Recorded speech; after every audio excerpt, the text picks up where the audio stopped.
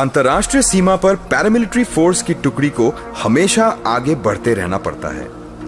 River patrolling के दौरान कई घंटों तक इनकी यात्रा जारी रहती है। यूं तो आम परिस्थितियों में नदी खुद गैर कानूनी गतिविधियों के लिए बाधक बनी रहती है, पर इंडो बांग्ला बॉर्डर पर परिस्थिति थोड़ी अलग है। गौ तस्करी सीमांत पर एक बड़ी समस्या है।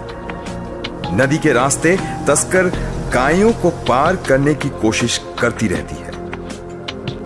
इन्हें पकड़ने के लिए फोर्स को हमेशा चौकन्ना रहना पड़ता है। दुश्मन किसी भी रास्ते से आ सकता है।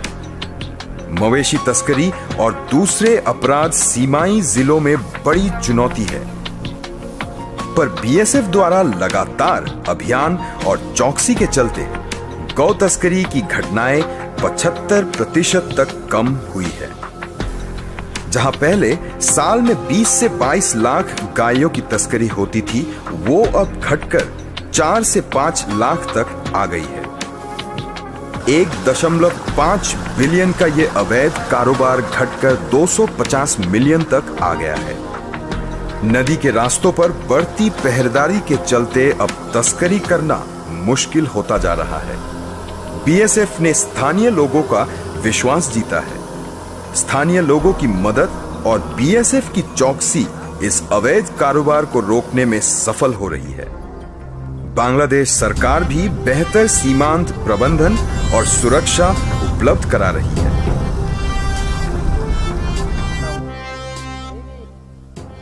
हम इस वक्त बाराईबारी में हैं, मेघालय के भारत बांग्लादेश बॉर्डर का इलाका।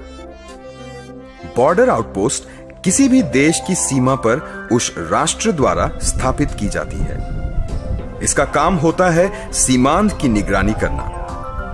जरूरी नहीं है कि सीमा के उस पार के राष्ट्र के साथ दोस्ताना संबंध हो।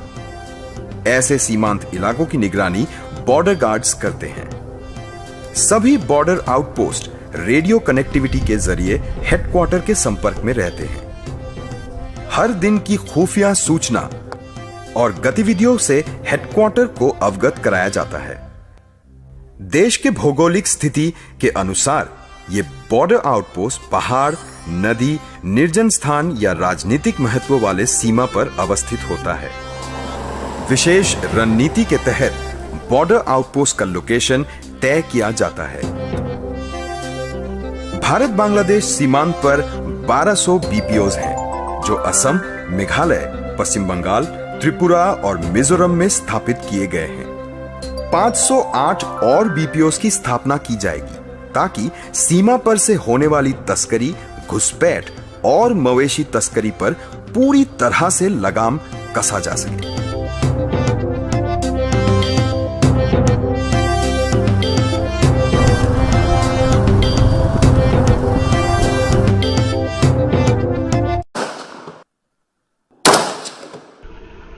भले ही कांटीले तार का बेड़ा दो देशों की जमीन को बांट देता है, पर बांग्लादेश के लोगों का अवैध रूप से आना जाना लगा रहता है।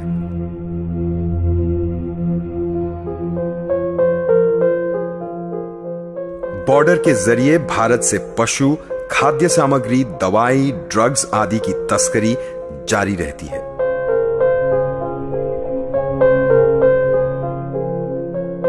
इसके अलावा बांग्लादेश से अवैध घुसपैठ की कोशिश हमेशा जारी रहती है।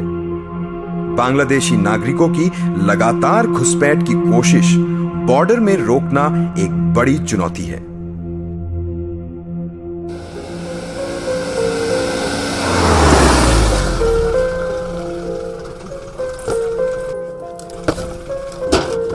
फुट पेट्रोलिंग की बड़े पैमाने पर जरूरत पड़ती है।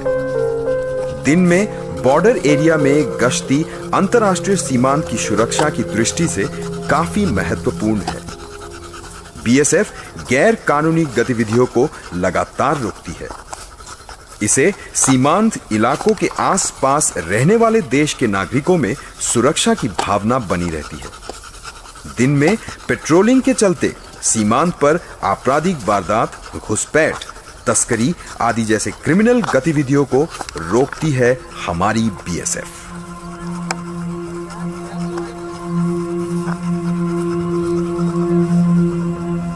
एक महिला कांस्टेबल और पुरुष कांस्टेबल की ड्यूटी एक समान होती है। पुरुष कांस्टेबल द्वारा निभाए जाने वाले हर वो काम महिला कांस्टेबल के लिए भी अनिवार्य होता है। जाहिर है, रात को भी महिला कांस्टेबल गश्त लगाती है। बीएसएफ ने सन 2009 में महिला कांस्टेबल की भर्ती शुरू की थी। उनकी तैनाती पंजाब और बंगाल के बॉर्डर पर की गई। मौजूदा 2000 महिला बीएसएफ की कमांडो ट्रेनिंग ले रही है। हाल ही में यूपीएससी के जरिए बीएसएफ में असिस्टेंट कमांडो रैंक में 27 महिला अधिकारियों की नियुक्ति की गई। महिलाओं के बीएसएफ से जुड़ने का फायदा यह हुआ है कि बॉर्डर पर महिला अपराधियों की संख्या काफी घटी है। बॉर्डर इलाके के गांव में महिला गार्डों की उपस्थिति भी परिवेश को बदलने में मददगार साबित हुई है।